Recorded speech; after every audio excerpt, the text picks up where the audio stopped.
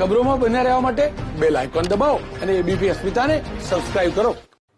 અમદાવાદમાં સી પ્લેનની કામગીરીને હવે અંતિમ ઓપ અપાયો છે. સી પ્લેન માટે અમદાવાદમાં તમામ કામગીરી લગભગ પૂર્ણ થઈ ગઈ છે.